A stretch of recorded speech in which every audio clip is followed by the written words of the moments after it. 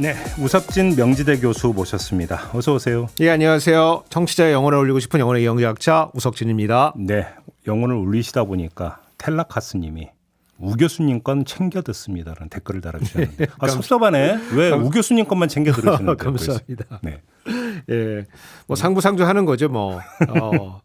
반응이 너무 좋습니다. 예, 그래서 감사합니다. 네. 예. 오늘 얘기 좀 바로 들어갔으면 좋겠는데 정부 새해 예산안이 짜여졌을 때 우 교수님이 아마 가장 먼저 지적했던 거 아닐까 싶은 생각이 드는데 R&D 예산이 축소가 된 거를 지적을 하신 바가 있어요. 근데 그 여파가 지금 뭐 보도가 계속되고 있던데 현장에서 좀 어떤 분위기입니까? 그러니까 우리가 조금 총량에서 보면은 정부 지출이 평균 한 2.8% 늘었는데 네. 요거는 한 16.6% 줄었으니까 많이 준 거죠. 두 개 합치면 거의 20% 가까이 준 거예요. 그 체감으로 보면은. 그렇죠. 예.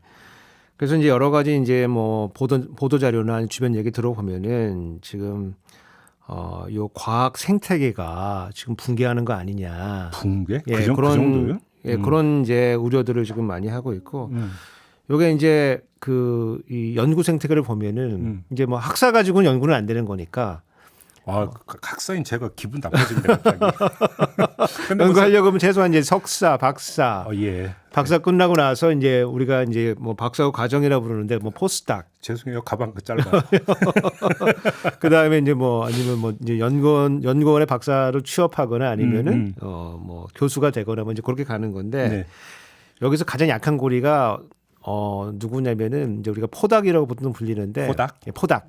포스트닥이라고 해가지고 네. 그 박사 따고 나서 네. 바로 이제 그런 지위가 가장 취약해요. 박사 따고 나서 그래서 뭐 그 연구소 연구원이나 이런 식으로 가는. 아직 뭐 완전 취업하기 전이죠. 그래요. 박사는 땄는데 아직 취업은 안 된. 야 진짜로 붕 뜬 사람들. 그렇죠. 학교에 있는 것도 아니고 네. 그러면은 이제 보통은 이제 포닥이라고 하는 자리에 보통 취업을 하거든요. 그게 이제 교내 연구소 혹시 이런 데 자리. 교내 연구소나 아니면은 아니면 정부 출연 연구원이나 이런 데 이제 취업을 하게 되는데 그렇죠. 포닥 자리에 취업하는데 이게 보통은 정규직은 거의 없어요.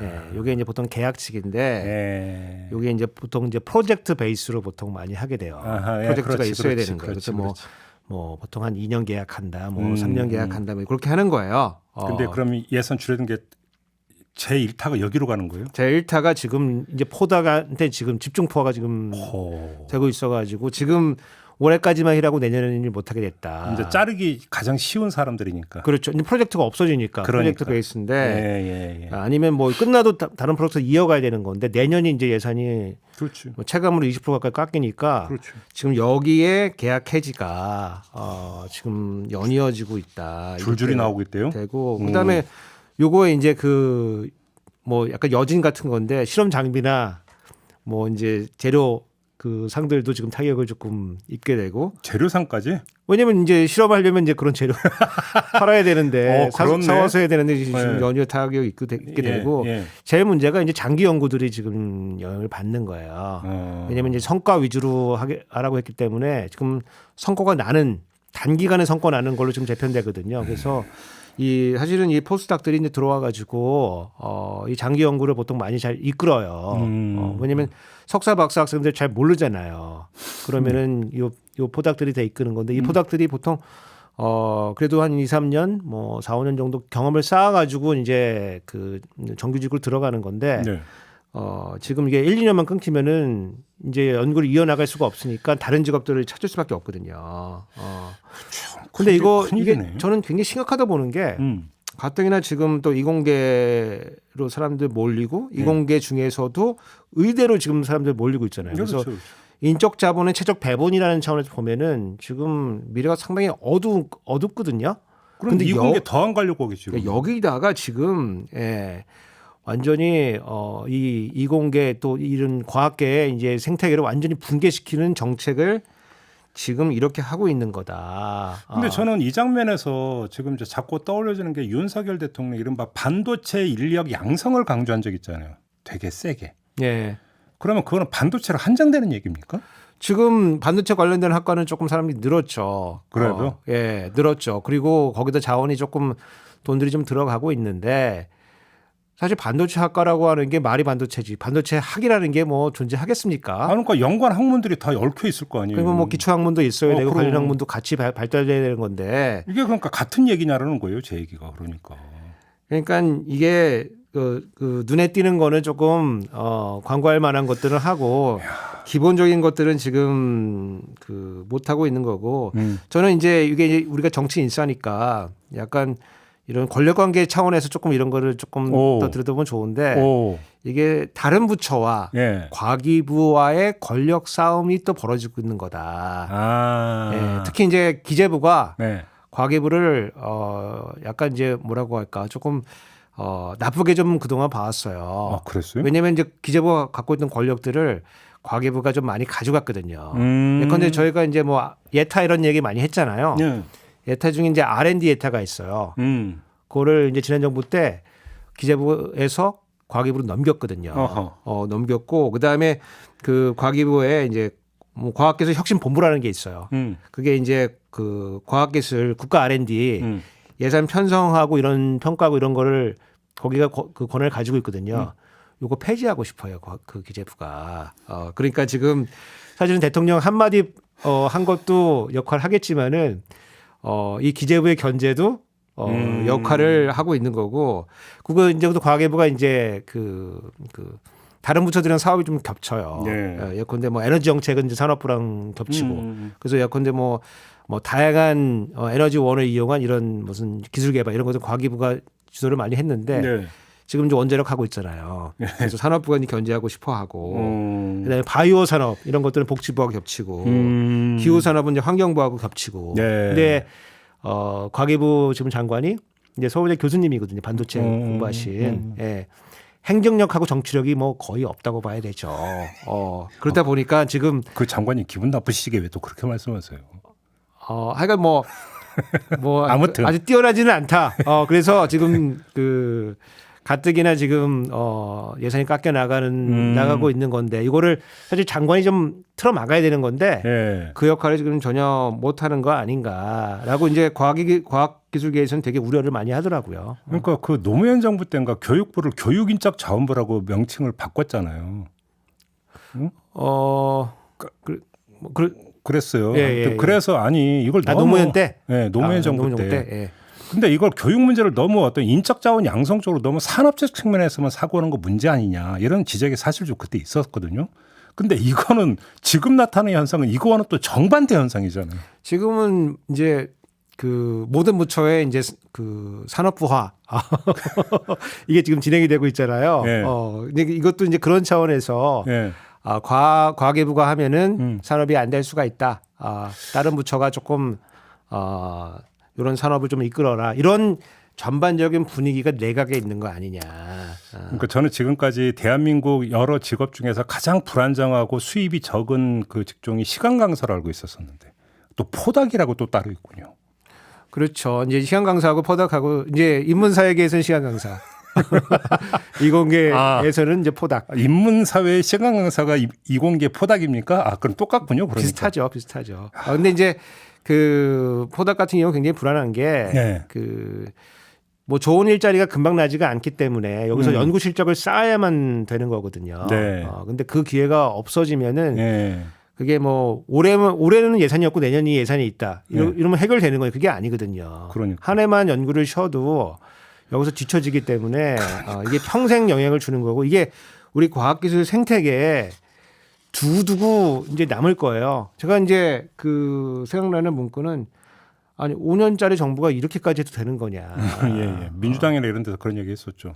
역사 문제 가지고도 했고. 예. 그래서 줄이더라도 어떤 계획을 가지고 천천히 줄여줘야지 그 충격이 좀 덜한 거지. 네. 지금 이렇게 줄이면은 뭐 왜 줄이는지 이유도 없고 근거도 없고 과학 좋아하지 않습니까? 과학적 근거가 있어야 될 거 아니겠습니까? 평가해가지고 요거는 성과가 안 나오니까 줄이자. 그러면 들어가는 돈 더 들어가는 거는 그러면 성과가 나오는 거냐 그러면은. 뭐 줄줄 샌다 이런 거잖아요. 그러니까 이제 누가 이제 얘기해 준 거죠. 이게 과학기술계에 돈 받는 사람들이 이게 카르텔이 뭔가 있는 것 같다. 그럼 과학 그 원로들이 와서 그런 얘기 했다는 거거든요. 그 얘기 듣고 나니까 예산 삭감해라.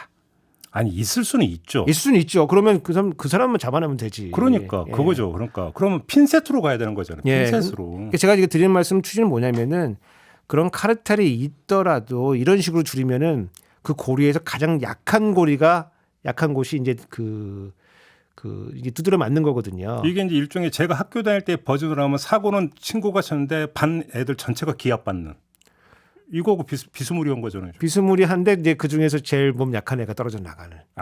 그렇지. 예. 아이고 참 걱정이네요. 예, 이거 이공계 포닥들은 쉽게 우리 과학기술계의 꿈나무들인 거잖아요. 한마디로. 우리 지금 사실은 인적 자본의 그 자원 배분에 있어가지고 의대나 이런 데를 선호하게 된 이유가 사실 IMF 때 그 기술 인력 이런 사람들이 뭐 되게 해고를 당했거든요. 그러니까 그때 해고당한 사람들이 우리 자식들은 무조건 의대 보내야 된다. 그래가지고 지금 이게 이어져 오는 건데 지금 약간 뭐 심하게 말씀드려 보면 이게 분석행위 수준에 지금 분석행위요? 예, 책 불태워가지고 공부하지 말라는 그런 수준에 지금 영향을 줄 수도 있다. 그래서 굉장히 신중을 해야 되고 정부도 지금 잘 좀 판단을 좀 해봐야 될 것 같다. 분석행위로 이제 학문 투자, 연구개발 투자를 그렇죠. 막는다는 점에서 그렇다 이런 말씀이시죠. 왜냐하면 지금 우리가 명목으로 R&D 예산을 줄인 적이 거의 없어요. 그러니까 경제가 힘들어도 네. 야 명목으로는 동결이다, 미안하다, 이거거든요. 근데 지금 이 정도의 경제 위기도 아니에요. 사실은 옛날에 우리 경험해봤던. 그런데도 여기 이렇게 줄여 나간다는 거는 참 국민적으로 동의받기 참 어려운. 그렇죠. 최소한 거다. 동결이면 유지는 할 수 있는 거죠. 유지는 할 수는 있는 건데 그렇지. 지금 삭감이 되고 마구 삭감이 되기 때문에 어떤 원칙으로 뭐가 잘려나가고 뭐가 늘어나는지에 대해서 사람들이 참 동의가 잘 안 되는 것 같아요. 그러니까요. 예. 이런 이공계 가려고 하겠습니까? 의대 가려고 그러지. 네, 알겠습니다. 큰 문제입니다, 진짜. 예. 예. 근데 큰 문제가 이것만이 아닙니다. 오늘 본 주제는 이건데요. 교수님이 이 자리에서 여러 차례 얘기했는데 세수 펑크 올해 전체 규모로 따지면 60조에 달할 거다라는 지금 보도가 나오고 있습니다. 그러니까 실제로 그런지 고 그게 어느 정도로 심각한 건지 좀 진단 좀 해주시죠. 그러니까 제가 뭐 세수가 부족할 거라는 얘기는 제가 작년부터 했어요. 맞아요. 네. 뭐 하여간 그때는 제가 왜 이상한 애가 나와가지고 이상한 얘기 하냐. 근데 실제로 대부분 다 이제 실현이 되고 있는 건데 예. 이제 요거를 조금 이해해 보려면 이제 세수 오차율이라는 거를 한번 생각해 보면 좋아요. 네. 세수 오차율. 세수 오차율이라고 하는 거는 우리가 예산 짤 때 세수가 이만큼 들어올 거다고 예상했는데 거기서 얼마나 틀리냐. 그렇죠. 예. 그건 알겠다. 예. 그거 보면은 이제 올해가 얼마나 심한지를 알 수가 있는데 네. 보통 이제 5% 안짝이에요. 오차율이 평균. 평균. 뭐 5%를 넘었던 적도 있지만은 대체로 이제 5% 그 그러니까 수준에서 당초 예상보다 5%더 많이 거치거나 5% 적게 거치거나 보통은 더 거치죠. 보통은 더 거치죠. 부족할 때도 있지만은 보통은 좀 더 거칩니다. 왜냐면은 그거는 우리가 국가 살림을 살 때 돈이 많이 들어온다 그랬다가 부족하면은 좀 낭패인데 그렇지. 돈이 조금 들어온다고 했다가 남으면은 괜찮지 뭐 욕하는 사람 아무도 없죠. 예, 다음에 쓰면 되니까. 그러니까. 예, 그래서 일부러 보수적으로 살림 잘 살았구나. 예상을 보수적으로 했다 이거죠. 예, 그래서 보수적으로 하기 때문에 보통은 세수 오차율이 네. 보통 이제 5% 안쪽이고 네. 옛날에 뭐 80년대 뭐 90년 70년 이럴 때 한 6% 했던 거고 네. 최근에는 다 5% 안쪽이고 다만 이제 그 코로나 시국에 이럴 때는 조금 차이가 좀 났어요. 근데 그 작년에 좀 많이 틀렸는데 작년에 한 15% 정도 틀렸어요. 네. 오차율이 15% 정도 틀려가지고 뭐 상당히 이제 이례적으로 많이 틀렸는데 네. 요 틀린 거는 이제 남는 방향으로 틀렸어요. 돈이 남았어. 아, 그거는 왜 그렇지. 그래서 틀렸지만은 더 많이 들어왔다라는 거니까. 그거는 너 그래. 좀 오해는 샀어요. 그러니까 왜 이렇게 세금 많이 걷어갔냐 이렇게 되겠죠. 예, 문재인 정부에서 이제 기재부 특히 민주당에서 기재부한테 우리 돈 못 쓰게 하려고 돈 조금 들어온다고 맞아요. 그 얘기 했었어요. 예측한 거 아니냐. 여하튼 근데 돈이 남았으니까 재정 운영상엔 사실은 뭐 큰 문제가 있는 건 아니에요. 물론 그때 담당자들이 상당히 무능했고 그때 이제 그 혼란기 부총리 시대인데 아, 그분 어디서 뭐 하시나 모르겠어요. 아무튼 예. 요 세수 오차 내가 책임져야 되는 건데 사실 물러나야 되는 건데 임기가 얼마 안 남아서 내가 못 물러나는 건데 하여간 물러날 정도가 돼야 되는 거다. 이게 큰 문제다. 아, 그렇게 발언한 적이 그렇게 있어요? 발언을 했어요. 내가 책임져야 되는 건데 임기가 조금밖에 안 남았다. 이번 정부도 지금 한 60조가 지금 부족하다는 거 아니겠습니까? 네. 근데 올해 예상이 한 400조 정도 들어온다고 예상을 했는데 네. 6조 부족하면 340조가 들어오는 그렇죠. 거예요. 그러면 대충 요것도 15% 정도 틀린 건데 요거는 부족한 방향으로 틀린 마이너스 15%잖아요. 예, 부족한 방향으로. 근데 이제 우리 자꾸만 최근에 많이 틀리니까 기재부에서 이제 어떻게 하겠다고 했냐면은 세수 추계를 지속적으로 하겠다. 연중으로도 하고 연말에도 한번 하겠다. 예컨대 뭐 계속 개선기 두드리겠다는 6월 달에도 하고 뭐 8월 달에도 하겠다. 근데 그러고 발표한다 그랬거든요. 발표는 안 했어요. 아, 그래요? 예, 올해 많이 틀린데 발표를 안 했어요. 그리고 사실은 요 스케줄에 따르면은 8월 달에 추계해서 발표를 해야 되는데 원래는 지난주에 발표한다고 기재부가 얘기를 했거든요. 네. 근데 안 했어요? 안 했어요. 왜 안 했대? 안 했어요. 기자들한테는 발표하겠다고 그랬는데 못 하고 한두 주 더 이후에 하겠다. 이제 그렇게 한 건데 그거를 이유를 제가 생각을 해 보면은 8월 달에는 법인세 중간 예납이라는 걸 해요. 네네네. 그 예납 실적이 상당히 안 좋았을 것 같아요. 그래서 이게 안 좋다는 얘기는 내년 세수도 지금 난리가 났다는 얘기거든요. 그렇죠, 그렇죠. 이게 그러니까 그럼 8월에 한 그 중간 예납이 법인세 깎아준 거에 대한 그 반영분이 되는 건가요? 그것도 되고 이제 올해 영업이익이 되게 안 좋기 때문에 그러니까 보통은 이제 올해 납부한 세액이 절반을 내면 되는데 올해 영업이익이 안 좋기 때문에 다시 계산을 할 수가 있어요. 그렇겠죠. 그래서 많은 기업들이 지금 다시 계산을 한 거예요. 다시 계산을 해가지고 내 보니까 뭐 삼성전자 같은 경우에는 작년에 중간 예납할 때 7조를 냈는데 올해 중간 예납할 때 2,400억 냈다. 맞아. 저번에도 그 말씀하셨어요. 예, 하이닉스는 작년에 그래도 돈을 좀 냈는데 올해는 못 냈어요. 적자여가지고. 예납을 아예 못해서. 예납 못했어요. 와, 그 정도요? 지금 그러니까 이제 상당히 지금 심각해지니까 네. 지금 조금 더 좀 밀어보자. 그래가지고 아니 혹시 60조보다 더 될 수도 있는 거 아니에요, 이러다가? 저는 더 된다고 보죠. 아, 그래요? 예.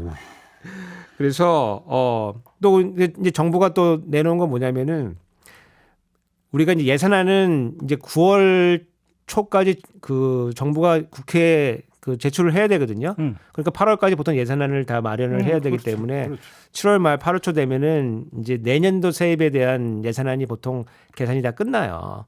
그러니까 내년 거는 보통 이제 그 전년도에 그러니까 올해 거는 작년에 여름 정도 결정된 거거든요. 네. 그건 많이 틀리잖아요. 그러니까 작년에 이제 그걸 보완하기 위해서 내놓은 게 11월쯤에 한번 다시 한번 해가지고 예. 계산이 많이 틀리면은 다시 한번 내가 제출하겠다 예산안을. 아, 그래요? 그런 방안을 내놨었어요. 11월에 계산해서 제출해서 언제 심의해서 언제 통과하고? 그러니까 수정 예산안을 수입 부분을 다시 한번 하겠다. 네. 이제 그렇게 내놨는데 작년에 그거 안 했어요. 근데 작년에 11월 정도 되면은 올해 세입이 안 좋을 거는 거의 예상이 됐던 거거든요. 아, 그래서 안 냈어요, 혹시? 그러니까 작년에 왜냐면 또 감사안도 같이 냈기 때문에 예, 그렇지.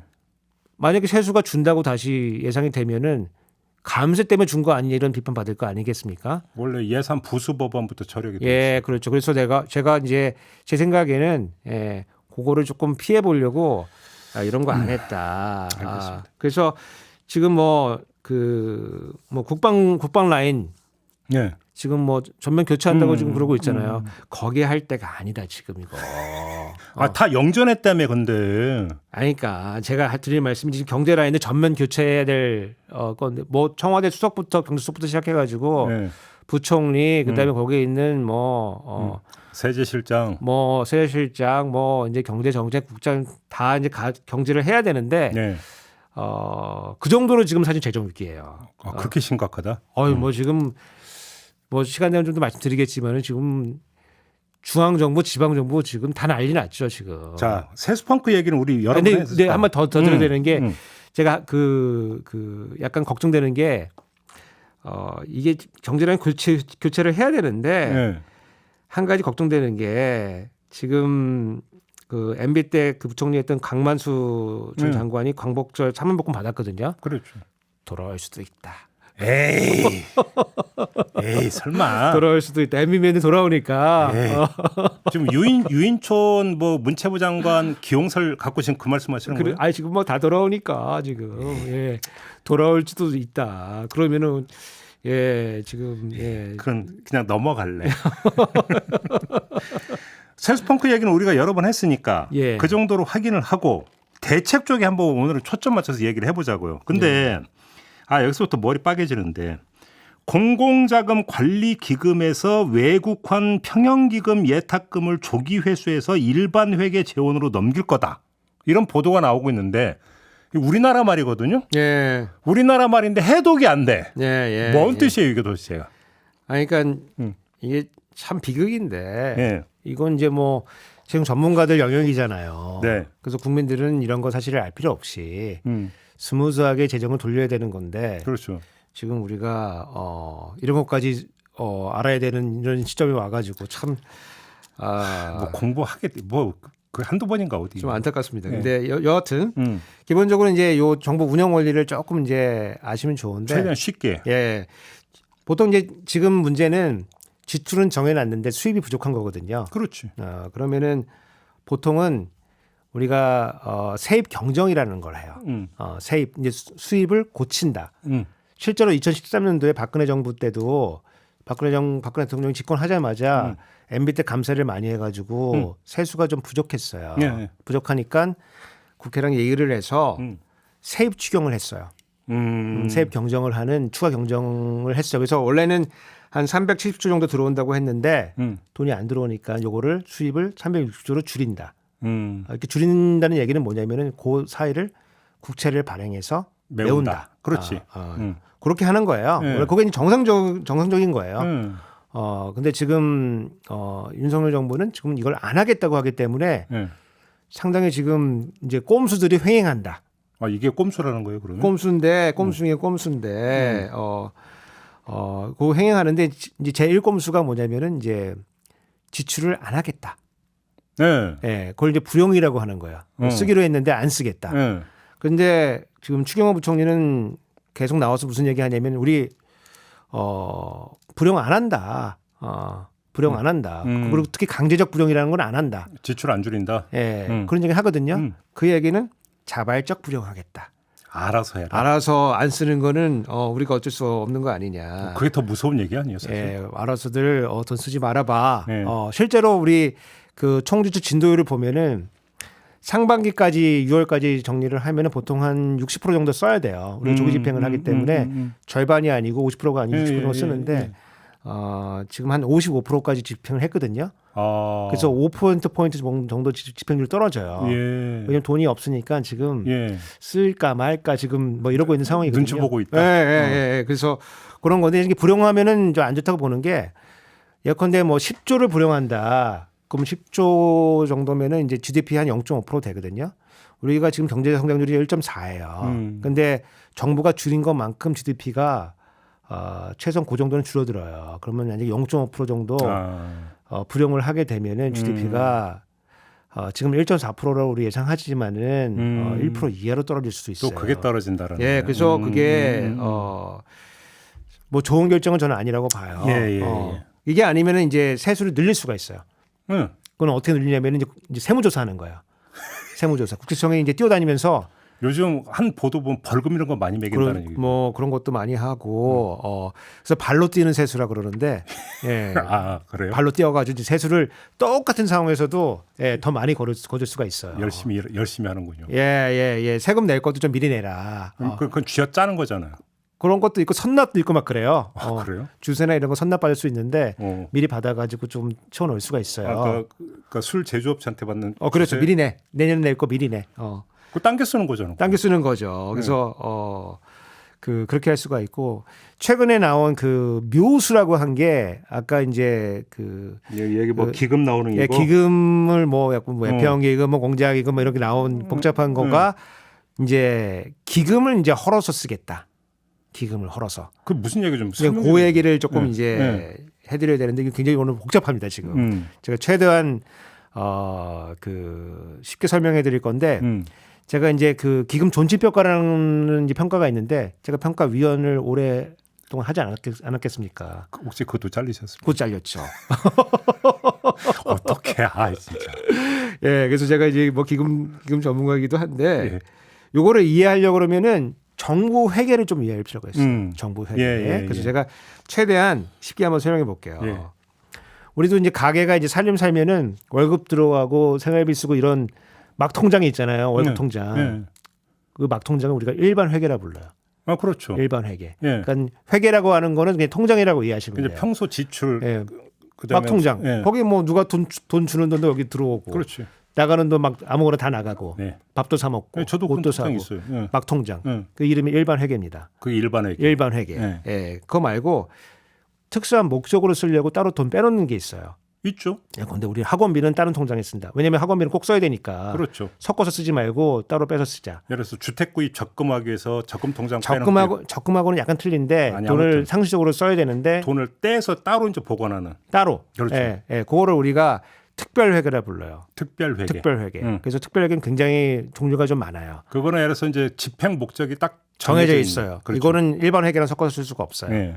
그래서 특별회계가 있고 기금이라는 게 있어요. 예. 기금은 이제 우리가 적금이나 보험이라고 보시면 돼요. 적금이나 보험. 여기저기 돈 쌓아놓고 그 돈 모아놓고 거기다 돈이 이제 이자가 나오잖아요. 적립해 놓는다. 네, 적립해놓고 그러니까 기금이죠. 펀드죠. 펀드. 그래서 그 이자로 이제 사업을 보통 이제 하게 되는 거예요. 아, 이자를 받아가지고. 근데 이거 기금 왜 생기냐면은 뭐 특별한 목적 때문에 생기기도 하지만은 부처들이 기금을 다 갖고 자기 사업들을 하고 싶어요. 이게 부처들의 로망입니다. 아, 기금 하나씩 갖는 게? 뭐 한두 개가 아니죠. 보통 한 3-4개씩 갖고 있는데. 예. 그래서 한 뭐 70개 정도 돼요. 기금 종류가. 뭐 이렇게 많아요? 정확히 68개인데 예. 왜냐면 이제 그 우리가 보통 사업을 하려고 그러면은 예산 사업을 보통 해야 되거든요. 그럼 기재부에 가서 막 이제 뭐 예컨대 뭐 약간 아쉬운 소리도 해야 되고 뭐 요구르트도 사가야 되고 밥값도 사서 예산실에 들어가야 되고 설명도 해야 되고 막 그러거든요. 근데 자기 부처에 기금이 있으면은 기금 사업을 하면 되거든요. 물론 그것도 이제 뭐 예산실 승인 받아야 되지만은 훨씬 낫죠. 그래서 그 기금을 가지고 이제 운영을 하고 싶어요. 근데 그 기금은 어떻게 만드느냐? 그럼 일단은 이제 정부가 시드머니를 쏴줘요. 아, 출연금이라고 하는데 종잣돈을 넣어주는 거. 종잣돈 넣어줘요. 넣어주고 그거 가지고는 안 되니까 예. 부담금이라는 걸 붙여요. 부담금. 이게 준조세 같은 거예요. 제가 또 부담금 평가위원이지 않았겠습니까? 역시 또 과거형이에요. 예, 그래서 다 잘렸죠. 예. 제가 드리는 말씀이 제가 막 드리는 게 아니다.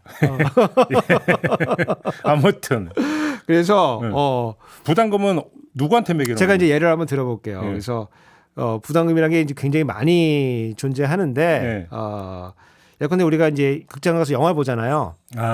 영화표의 3%는 부담금으로 매겨지고 그거는 소위 말하는 영화 발전 기금으로 영발 기금으로 가는 거예요. 네, 그렇죠. 그런 식으로 그렇게 돼 있고 우리가 이제 요즘 해외여행 많이 가잖아요. 그렇죠. 공항 가면 또 뭐 공항 가면은 추국 납부금이라는 게 있어요. 있어요. 그거 10,000원입니다.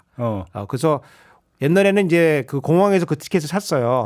이렇게 사람들이 막 내가 공항 가는데 이 티켓은 뭐야 하고 이제 사람들이 그 저항을 보이니까 비행기 티켓 살 때 같이 발권할 때 거기다 같이 10,000원 붙여가지고 그렇게 하고 있거든요. 이건 관광기금으로 들어가요. 무슨 말인지 알겠다. 그렇게 하면 돈이 이제 쌓여가지고 그렇지. 이제 뭐 문체부에서 사업할 때 요 돈 갖다가 쓸 수가 있거든요. 요 A라고 하는 부담금을 징수하면 그건 알파라고 하는 기금으로 들어가는 거예요. 오케이. 이해됐어요. 그래서 이제 출연금하고 부담금 같은 걸 해가지고 돈을 쌓아놓고 거기서 이제 운영을 하게 돼 있거든요. 문제는 이 기금 운영을 하다 보면은 어떤 기금에서는 돈이 남고, 그렇지, 그럴 수 있죠. 어떤 데는 돈이 부족해요. 그렇지. 제가 왜 영발기금하고 왜 그 관광기금 말씀드렸냐면은 올해 사람들이 영화를 많이 안 봐요. 그렇다고 하더라고요. 영화를 많이 안 봐요. 요즘 OTT가 워낙 그러니까 웬만한 대작아니면 잘 안 보잖아요. 그러니까 영발기금은 돈이 없어요. 그렇지. 극장 이용이 많아야 돈이 없어요. 부담금이 많이 들어요. 근데 해외여행은 엄청 많이 가잖아요. 그렇지. 출국 납부금 엄청 들어와요. 그렇지. 관광기금 돈이 쌓여요. 부입국 빈익빈에 기금별로도. 그러면 정부 이제 이 운영할 때 보면은 어떤 돈이 많이 쌓여 있고 기금에 어떤 돈이 부족하고 이러니까 문제잖아요. 이거 옮겨주면 좋겠잖아요. 근데 바로 옮기기가 좀 어려워요. 그래서 중간에 하나 쿠션 칠 만한 기금 하나 더 만들어요. 그게 뭔데요? 그게 이제 공자기금입니다. 아까 얘기했던 공공자금 관리기금. 공공자금 관리기금. 그럼 뭐예요? 그건 어떻게 되는 거예요? 그거는 이제 그 기금들이 남는 돈을 다 모으는 거예요. 남은 돈을? 남은 돈을. 아, 그럼 이 기금으로 다 넣는 돈이 거예요? 이제 일로 들어오는 거예요. 그래서 각각 기금이 사업을 하고 남는 돈 있잖아요. 그건 여기다 맡기는 거예요. 여기서 맡겨서 그럼 모자란 데 채워주는 거예요? 빌려줘요. 여기서? 예, 그러니까 이게 이제 기금의 저수지 같은 역할을 하는 거예요. 그렇지. 뭐 기금의 은행이라는 표현도 쓰고 펀드 오브 펀드라는 표현도 쓰고 전 저수지 같은 역할을 이제 하는 거예요. 예. 그래서 이게 요 기금 간에 왔다 갈 때 할 때는 요거 이제 정부가 이제 내부 거래가 되는 거죠. 내부 거래. 그렇지. 예. 여기까지 오케이 이해. 이제 공자기금이 이제 사실은 그거보다는 조금 더 많은 역할을 해요.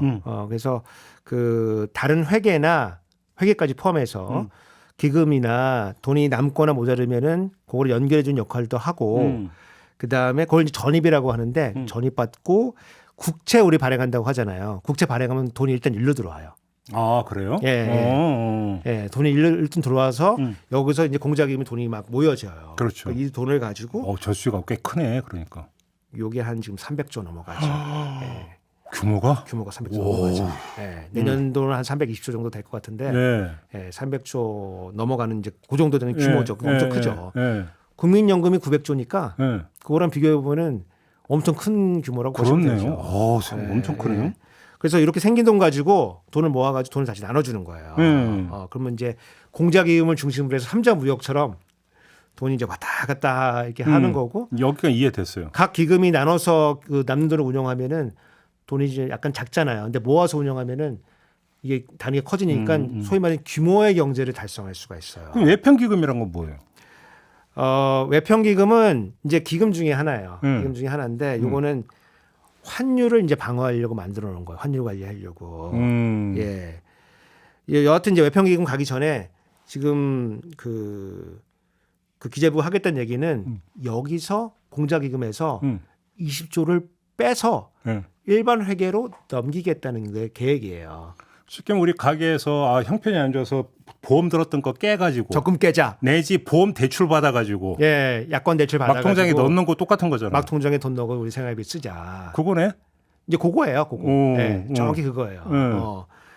근데 문제는 이래도 되는 거예요, 근데? 이게 이제 이제 법에는 어떻게 돼 있냐면은 이 정부가 내부 거래에서 쓰이는 돈 그게 한 105조 되거든요. 네. 전체는 300조 정도 되지만 내부 거래에 쓰이는 돈이 한 105조 되는데 그거의 20%까지는 기재부 장관이 국회 승인 없이 재량으로 할 수 있어요. 재량으로 할 수가 있어요. 근데 이게 한 150조 되니까 그거의 20%가 30조잖아요. 그렇네. 30조 정도는 그러면 국회한테 동의를 구하지 않고 쓸 수 있다. 올해 세수 펑크 한 절반은 메울 수 있다. 이제 절반 정도는 이제 메울 수 있는 거고 지금 한 20조 정도 쓰겠다고 이제 지금 그런 계획이에요. 그래서 공자기금에서 돈을 빼가지고 일반 회계 재원으로 넘긴다까지는 이해가 됐는데. 예. 근데 왜 외평기금 얘기는 왜 나오는 거예요? 그러니까 이제 공자기금도 원래 계획이 다 있었을 거 아니겠습니까? 쓸 돈이. 그렇지. 그래서 국회로 승인 다 받았는데 갑자기 20조를 넘겨야 되니까. 그렇지. 갑자기 그 돈이 어디서 나겠어요. 내가 사실은 돈 꺼준 데가 있는데 그거 미리 받아오자. 네, 그래서 그 공자기금의 절반은 외평기금에 꺼져요. 아, 그래요? 네, 그래서 외평기금이 뭐 규모가 아주 상세하게 알려져 있지는 않아요. 왜냐하면 이건 외환을 방어해야 되는 그 기금이기 때문에. 그럼 규모가 안 알려진 거예요? 규모가 대충 나와 있긴 한데 정확하게 나와 있지는 않고. 대충 얼마인데요? 한 200, 한 50조 언저리 되지 않을까. 와, 그렇게 덩어리가 커요? 예, 지금 하여간 그게 이제 거기에 이제 뭐 여러 가지 이제 운영 기금들이 들어가서 그런데 좀 정확하게 알려져 있지는 않아요, 사실은 보고서에. 그리고 그 구성도 알려져 있지 않은데 여하튼 외평 기금이라는 게 있는 거예요. 외평 기금은 이제 외환을 환율을 방어를 해야 되니까 달러를 사거나 달러를 팔거나. 그렇지. 그거를 해서 이제 환율을 조정을 하는 거예요. 그렇지. 그게 이제 외평 기금이고 사실 우리한테는 환율이 굉장히 중요하니까 굉장히 중요한 기금이에요. 중요한 기금이에요. 근데 거기는 주로 이제 달러하고 원화로 구성이 돼 있거든요. 그렇죠.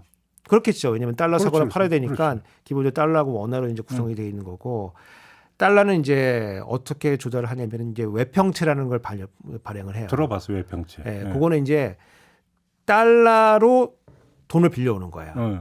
달러로. 그래서 보통 해외에서 미국에서 보통 발행을 많이 하죠. 미국 사람들 돈 꼬우는 거예요. 그게 있고 원화는 아까 말한 공자기금에서 빌려 갖고 와요. 예, 빌려온다는 예수한다. 예. 빌려준다는 예탁한다. 약간 좀 영어가 어려운데, 약간 그 거기에 있는 원화는 지난 한 20년 동안에는 다 공자금 돈을 빌려 갖고 온 거예요. 이거를 빌려온 거를 조기에 갚겠다.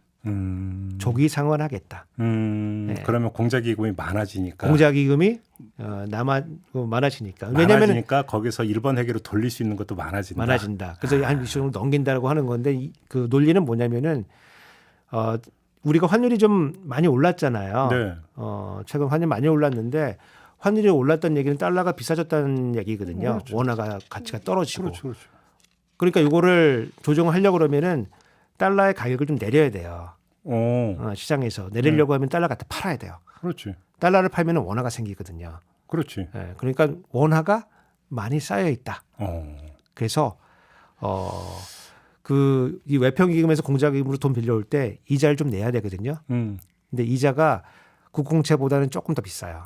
아, 그래요? 왜냐면 그렇게 해놔야지 돈을 막 필요하지도 않은데 막 갖다 쓸 거 아니겠어요? 이자가 싸면은. 아니 국공채보다 비쌀 거면 그냥 국채 발행하면 되는 거잖아요. 그러면. 그러니까 이제 원래는 사실은 니네 운영 잘해라 네. 이제 이런 취지에서 한 건데 지금 이제 그 논리가 거꾸로 쓰이는 거죠. 우리가 공자기금 이자가 비싸니까 이거 미리 갚겠다. 아니 꼭 이렇게 어렵게 해야 돼요? 어렵게 해야지 국민들이 모르죠. 어떻게 하는지. 예. 그래서 외평기금에서 20조를 조기 상환해서 공자기금으로 넘겨가지고 그 돈을 일반 회계로 넘기겠다. 알겠습니다. 이해가 됐는데 아랫돌 빼서 윗돌 개는 거 아니에요, 이거 결국은? 아니, 그러니까 이게 지금 제가 이자 말씀드렸는데 은행에서도 대출해 주잖아요. 대출해 줬는데 은행이 제일 싫어하는 게 뭐냐면은 돈 꺼간 놈이 돈 안 갚는 거예요. 당연하죠. 그거는 진짜 완전 큰일 나죠. 그렇죠. 두 번째로 싫어하는 게 돈 빌려간 놈이 돈 갚는 거예요. 그렇지. 그것도 빨리 갚아버리면. 조기 상환하면 난리 나죠. 왜냐면 그거 거기서 수익이 나야지 내가 영업을 하는데.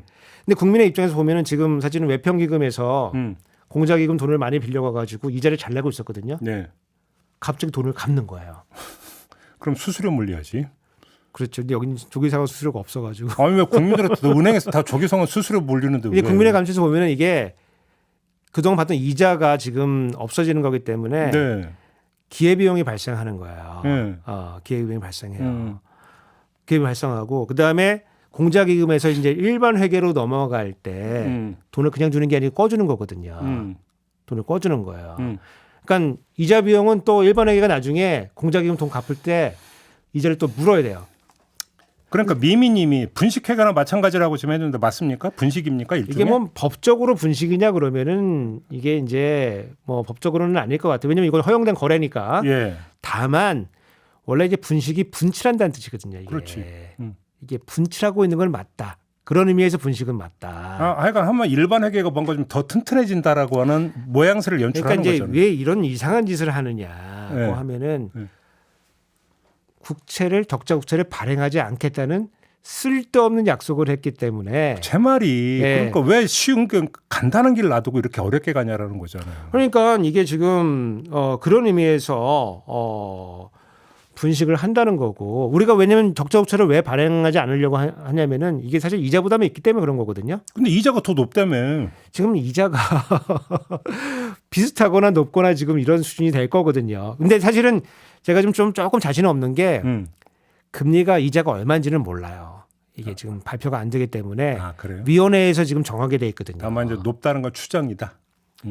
법상으로 봤을 때 좀 높게 설정하게 돼 있어요. 그래서 지금 이제 그 공자기금에서 일반 회계로 넘어갈 때 그 이자는 얼마큼 낼 건지는 정해지지 않았으니까 뭐 확신은 없으나 이렇게 회계 처리를 하는 것이 공짜가 아니다. 근데 나중에 그 다시 또 공자기금에 토해내야 되는 거잖아요. 그러니까 이제 이게 이제 항상 나쁜 짓 하면 꼬리가 사실 잡히잖아요. 네. 꼬리가 잡히는 거고 이게 지금 좀 안타깝게 보는 게 그 기재부가 이제 복잡한 이제 업무를 처리하는데 이게 국민들이 잘 모르잖아요. 잘 모르니까 기재부가 내는 보도자료만 보고서 해석할 수밖에 없는데 기재부는 잘한 것만 보도자료를 내거든요. 그러니까 잘한 것만 나와요. 그렇죠. 문제가 없는 것처럼. 네.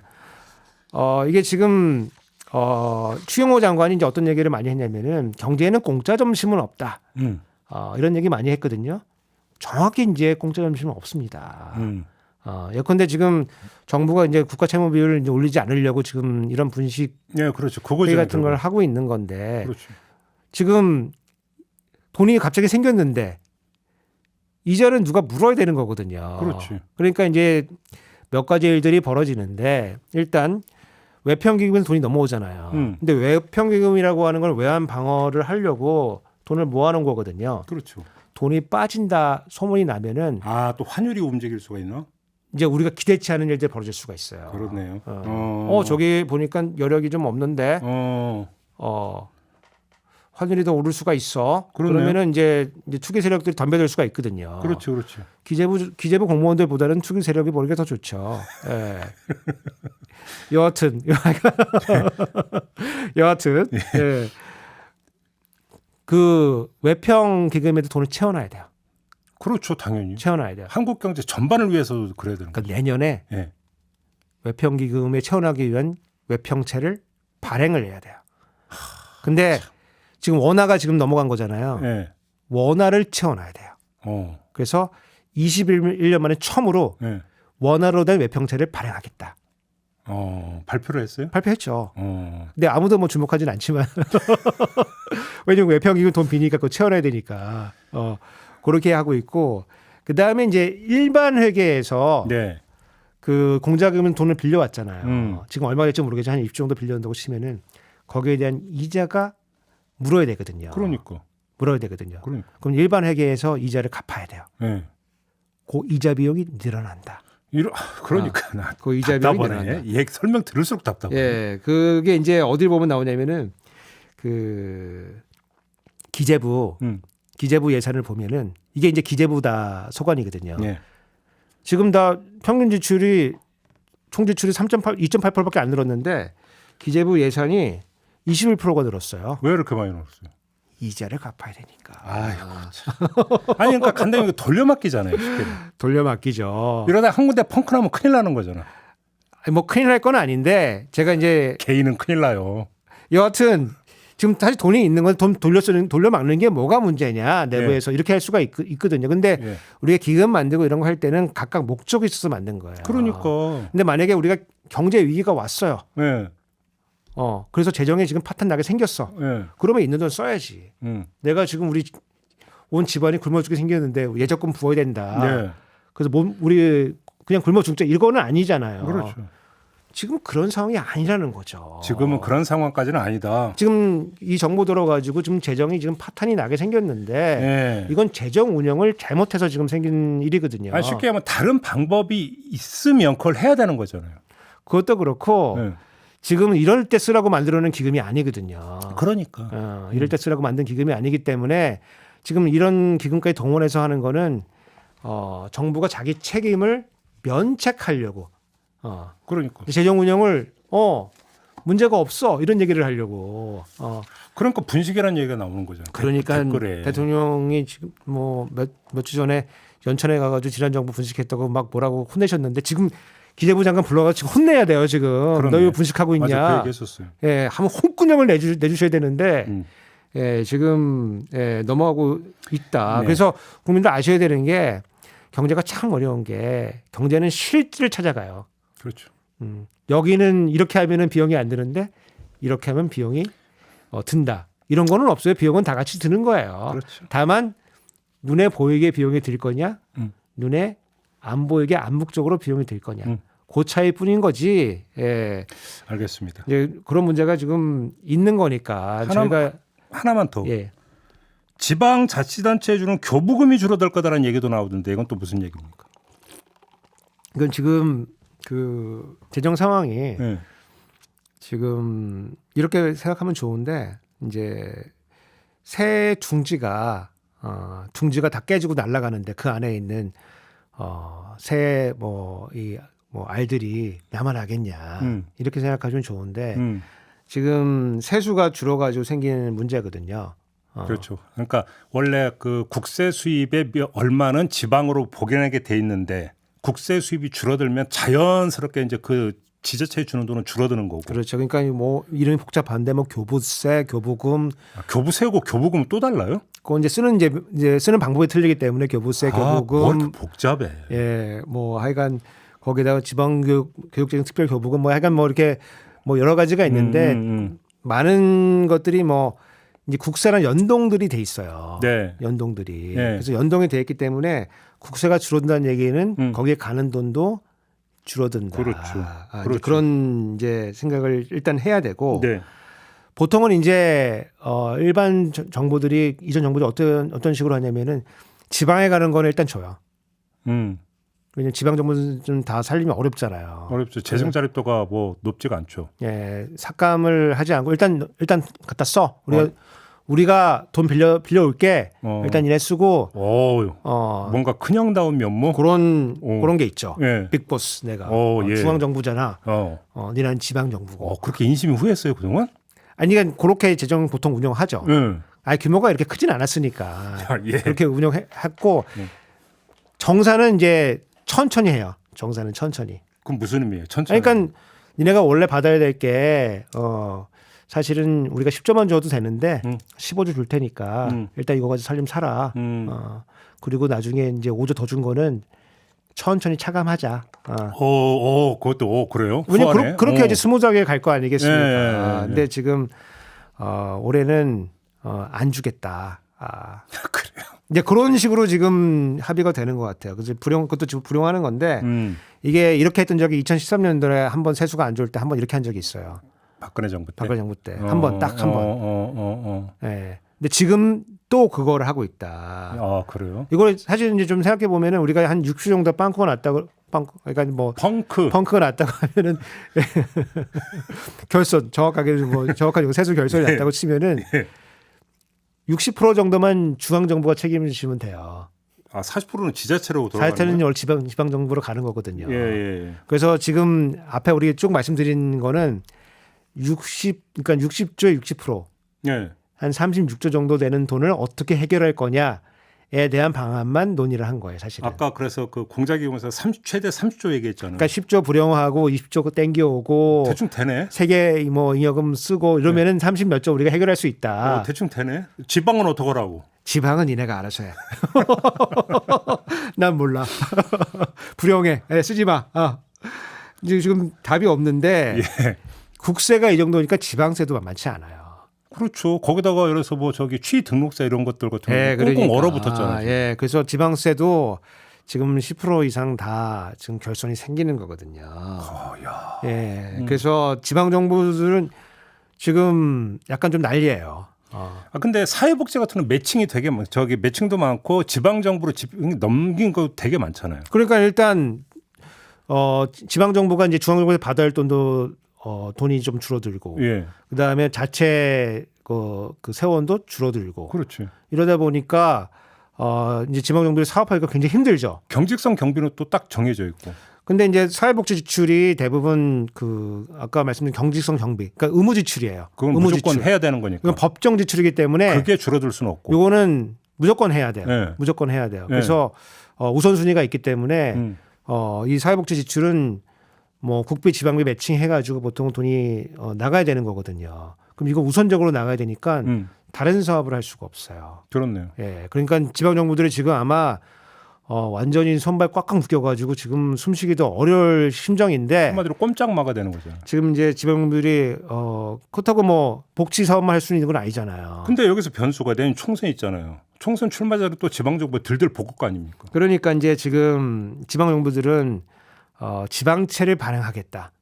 또 그렇게 나오고 있어요? 그렇게 지금 나오고 있어요. 그러니까 이게 재정이 실질을 찾아가는 게 중앙 정부가 뭐 희생 안 보면은 지방 정부가 희생 볼 수밖에 없는 거예요, 지금. 그래서 이게 이제 이 지방 중앙 정부의 이제 이 세수 결손을 지방 정부로 수출하고 있다. 속칭 배짜랍니까 그러면? 지금 그러고 있는 거죠. 그런 거예요? 지금 그러고 있는 겁니다. 그래서 못 주니까 알아서 살아 이거예요. 이게 사실은 이제 지방 정부 이러니까 지방 정부가 다 똑같다고 생각을 할 수가 있는데 네. 서울, 경기도 지방 정부예요. 그럼요. 그러니까 특히 서울 같은 경우도 지방 정부거든요. 서울은 괜찮습니다. 예. 서울은 괜찮아요. 서울은 괜찮아요. 네. 무슨 얘기냐면은 괜찮은 데들은 잘 헤쳐나갈 수가 있어요.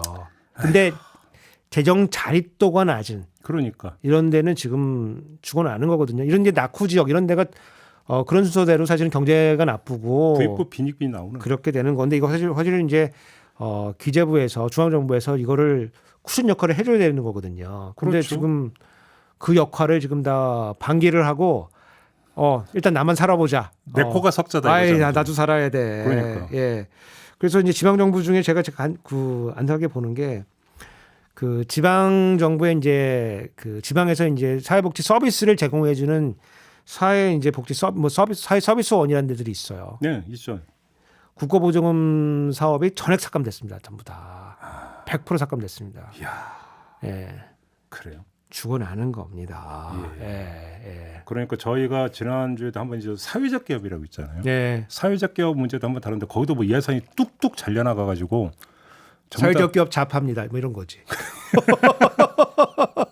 그것도 보통 지방 정부하고 연계되어 있는 경우가 거의 많죠, 대부분이잖아요. 많죠. 야. 예. 그러면 결국은 이 여파가 밀려서 오면 결국은 아주 재정제도 취약한 지자체, 그다음에 취약 계층 쪽으로 결국은 이게 쭉 계속 밑으로 내려올 수밖에 없다 이렇게 되는 저는 뭐 이 편 많이 쓰는데 물 웅덩이에 물이 고여 있는데 물이 마르기 시작하면은 가장자리부터 마르는 거예요. 맞아요. 가장자리부터. 맞아요. 가운데는 물이 있습니다. 그렇죠. 예. 맞아요. 예. 비유가 딱 적절하네. 예. 그 역할을 사실은 중앙 정부가 음. 가장자리까지 물이 갈 수 있도록 그래서 물 견뎌줘야 되는 역할을 하는 건데 네. 지금 이 정부는 특히 이 정부의 기재부는 뭘 하고 있는 거냐 도대체. 예. 아니 그러니까 면피하려고 지금 이상한 짓거리를 많이 한다. 부디 정도로 돌아와라. 정도로 돌아와. 마지막 질문 이렇게 드릴게요. 그러니까 세수 펑크가 올해 한 해로만 한정되는 거라면 그냥 두 눈 질끈 감고 어떻게 이제 비상수단 쓰는 정도로 이해를 해주겠는데 기약이 있습니까?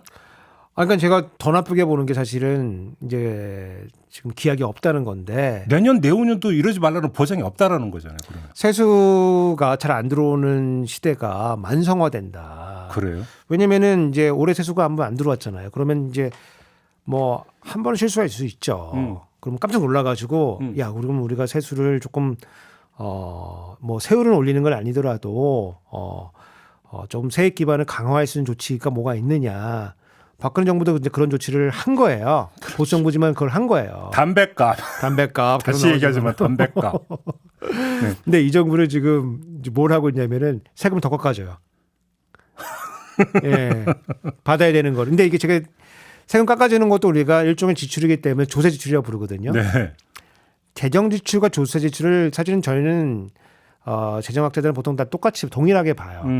근데 이게 질적으로는 조금 더 나쁜 게 재정 지출은 보통 돈이 없는 사람들한테 보통 돈이 들어가요. 돌아가는 거죠. 돌아가요. 네. 근데 조세 지출은 세금을 깎아주는 거기 때문에 세금 내는 사람들 깎아주는 거거든요. 상대적으로 여유가 있는 사람들.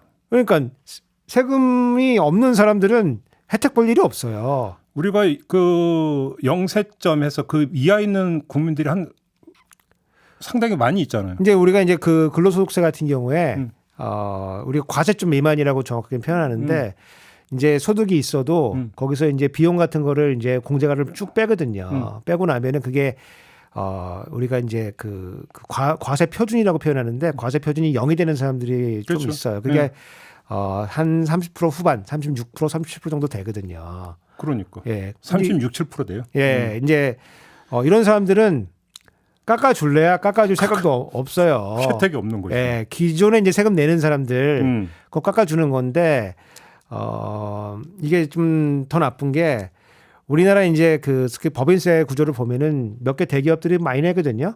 예. 근데 여기에 대한 투자세 공제를 해주겠다고 세액공제를 엄청 늘려놨어요. 에이구. 근데 보통 이제 세제실이 이제 요 세금 깎아준다고 할 때는 보통은 이제 깎아준다 그러고 세금 낼 거 없는 사람들 깎아준다고 그러거든요. 그래서 세수 걱정이 있으니까 그래서 생색은 내고 세금은 많이 안 주는데 이번 정부가 하고 있는 건 진짜 세금이 주는 거라 지금 하고 있거든요. 엉뚱한데 인심 쓰고 있다. 엉뚱하다기보다는 그나마 사회에서 돈을 좀 번 데가 있는데 네. 거기서도 세금을 안 내주면 그러니까 세금 낼 여력이 있는 데를 깎아주니까 엉뚱한 데지 뭐. 그렇죠.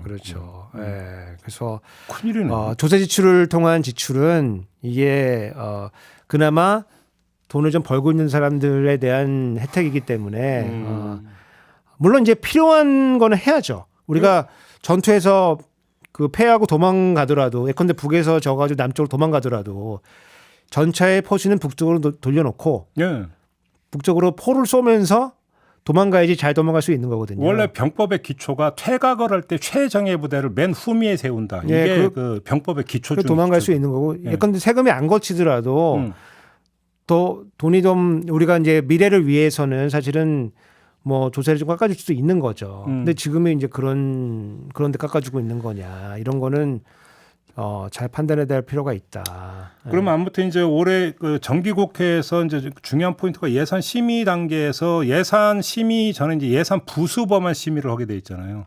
그리고 그거부터 처리하게 돼 있잖아요. 예. 이제 그걸 어떻게 하는지 좀 봐야 되겠네요. 근데 그 이제 안타까운 건 뭐냐면은 내년 총선이잖아요. 네.